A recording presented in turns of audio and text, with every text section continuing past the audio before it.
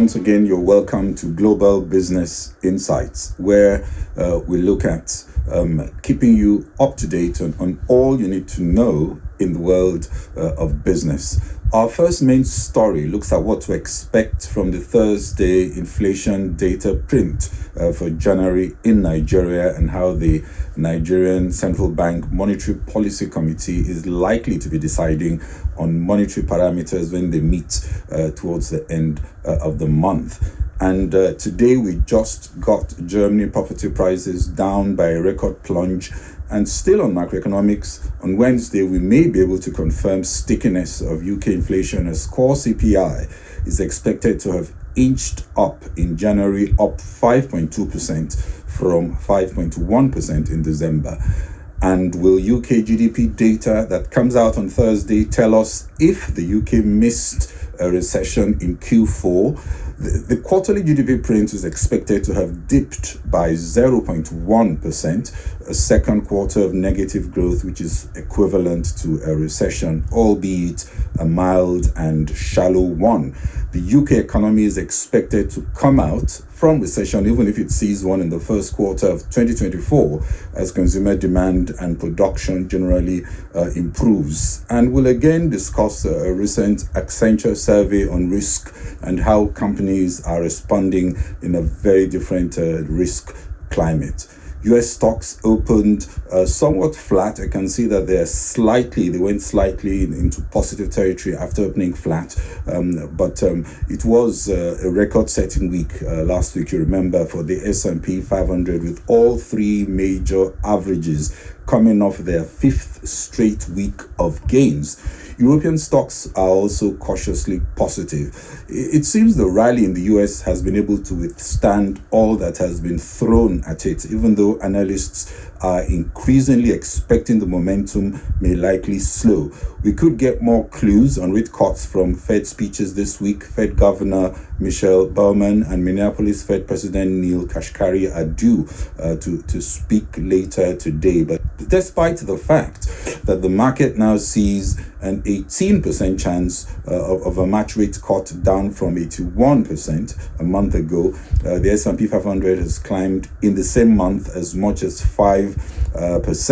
Still, all eyes on a possible CPI surprise this week, triggering a slowdown in the rally momentum. We also get US initial jobless claims, and retail sales are also out on Thursday. UBS Wealth Management, however, they disagree with the view that the momentum is likely to slow. Chief Investment Officer Mark Hefeli insists that though US stocks are now pricing in plenty of good news, they believe the rally has been very well supported.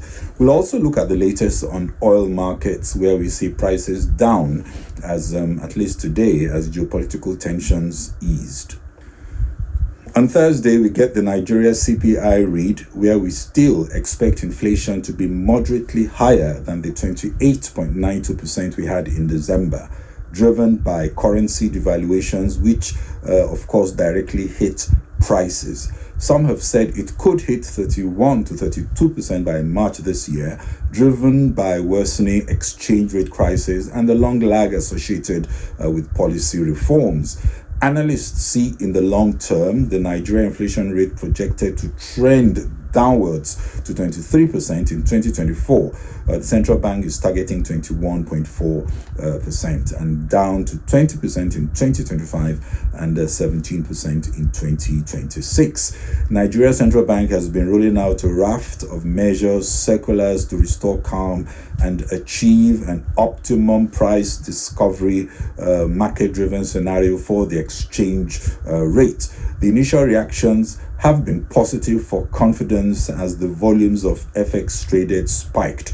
What remains to be seen is sustainability, which requires a robust and affordable FX supply anchor to restore confidence, like an IMF, International Monetary Fund, that can also bring in stability. Investors are unlikely to bring in significant foreign direct investments or long-term capital until they see the stabilization in the macroeconomics. And the central bank, of course, I think they're doing the right thing to plug leakages and audit backlogs extensively and introduce appropriate rules to drive market pricing of currencies before going full force in sourcing adequate FX currencies. Whatever the central bank does or say at the next Monetary Policy Committee meeting expected to hold February 26 to 27, it will not want to convey panic, and they will need to reinforce their orthodox approach. Markets, you recall, were jolted even after the central bank denied rumors that domiciliary accounts funds were going to be compulsorily harvested to bridge the gap in FX supply. Inflation is, of course, a concern and primarily driven by supply factors, but the negative real interest rate, that's monetary policy rate less inflation, is in double-digit territory. That is an alarming situation that the central bank will have to address. Investors may be impressed with direction so far, but they must be waiting to see what the first MPC meeting actions will signal after rates have been held constant since the middle of last year as inflation ballooned up. MPC, however, is expected to increase the policy rate by 200 basis points, with banks raising effective lending rates by 500 basis points. We can also expect a narrative to calm markets at the risk of overpromising what the apex bank may not be able to deliver.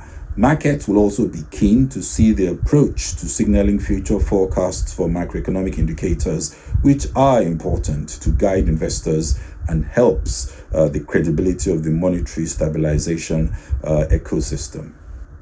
The International Monetary Fund Managing Director Kristalina Georgieva told the Arab Fiscal Forum in Dubai on Sunday that Middle East economies will see less growth due to oil production cuts and the Israel-Gaza conflict in a resilient global economy facing a multiplicity of new risk factors. Unpredictable oil prices remain volatile as the risk premium swings from $5 to anything as high as $15 a barrel and assumes more significance than the dynamics, possibly taking prices to $90 for the Brent standard. Still on geopolitics, the war in the Gaza Strip is no longer limited to Israel and Hamas. On December 25, an Israeli airstrike killed a senior Iranian Revolutionary Guard official, Sayed Razi Mousavi. In the Red Sea, the Houthis have relentlessly attacked commercial shipping, provoking the United States and the United Kingdom to strike Houthi targets in Yemen.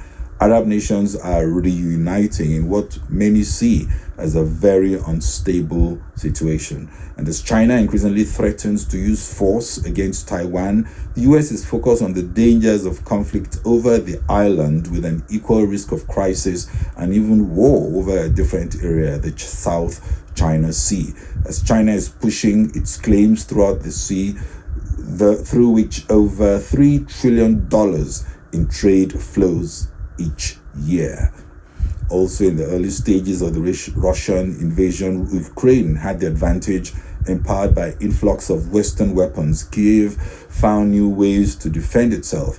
Russia, in contrast, overconfident of a rapid victory, fumbled. But after 2 years of war, the adaptation battle may be changing, and some analysts think the longer this war lasts, the better Russia will get at learning, adapting, and building a more effective modern fighting force. And talking about risk, a lot can also change geoeconomically in the perhaps unlikely event that Donald Trump cements a political victory building on a current 11-point polling lead over Joe Biden on handling of the economy, despite the strong U.S. labor market resilience and production. In a recent Accenture survey released this month, the conclusion is that risk is everywhere and increasingly interconnected. Whether it be operational risks, financial risks, disruptive technology risks, or regulatory and compliance risks, the study shows 72% of respondents concerned that their risk management capabilities have not kept up with the rapidly changing landscape, and just 45% are confident about their ability to manage disruptive technology risks. Companies are also investing in new technologies to better detect, quantify, and mitigate risks across the enterprise and create new risk leaders of the future to unlock business resilience and growth. By this way, they are maximizing the risk function's agility to respond quickly to emerging threats through more robust capabilities. In 2023, the global economy saw a series of shocks, and these events will continue to pose threats to recovery in the current year. 2024 will see risks jolting business at a much severe level and pace. One must be open to learning and acting on dealing with the noise and turning the hyper disruption and crisis into opportunity. And when you consider what is going on, US-China tensions, Russia-Ukraine war, cyber terrorism, North Korea conflicts, Gulf tensions, global tech decoupling as the chips war intensifies, climate policy issues, EU fragmentation, West Africa coups, Sub-Saharan Africa debt defaults, Israel-Hamas war, and you consider the impact and probability of further extension of tensions, there is already a lot to deal with. And add to that a multiplicity of dimensions changing and metamorphosing unpredictably, then you will understand why analysts are advising fresh attention to risk management. German commercial property prices plunged 12.1% in the final 3 months of 2023 compared to the year earlier. It was the biggest ever drop, according to the Banking Association VDP, reflecting also its worst crisis in decades. 2024 is unlikely to be much better given the situation. Germany boomed. The property market boomed as interest rates were in the ultra-low era, fueling, of course, a strong demand. But as rates spiked up and building costs as well, many developers saw bank financing dry up and deals collapsing. The troubles in the commercial real estate market could take banks down as concerns about exposure to the sector is increasingly rising, and German lenders are coming under increasing investor scrutiny. And looking at oil prices, crude oil prices were lower today, under $82 for Brent, following last week's advance after Iran's foreign minister flagged the Israel-Hamas conflict could be moving closer to a diplomatic solution. Israel also said it had concluded a series of strikes in southern Gaza, slightly easing concerns also about supply from the Middle East. This was as Barclays Bank announced last week that it would be restricting lending to energy businesses that plan to expand their fossil fuel production. Last Friday, Baker Hughes released its US oil rig count data, showing active rig count remaining steady at 499. Also, we get the OPEC monthly oil market report that's scheduled for publication tomorrow. In Nigeria, the business community was thrown into mourning yesterday. It was shock and disbelief as Access Bank, Nigeria's biggest lender by assets, confirmed the death of its chief executive, Herbert Wigwe, alongside his wife and son, after a helicopter he was flying in crashed late Friday in the California desert. The board will soon announce appointment of an acting group CEO, confident that they will continue to build on Dr. Wigwe's legacy of growth and operational excellence. Access Holdings PLC shares today closed down 6.26% as markets remained shaken by the sad event. It's close to 18:00 GMT. European stocks closed cautiously higher, and as we speak, all the major US indices are all inching up in positive territory. Well, that's it from me on Global Business Insights. Please follow us on Facebook and LinkedIn, subscribe on YouTube and X, and thank you very much for watching. This is Bode Oshosani. Bye-bye.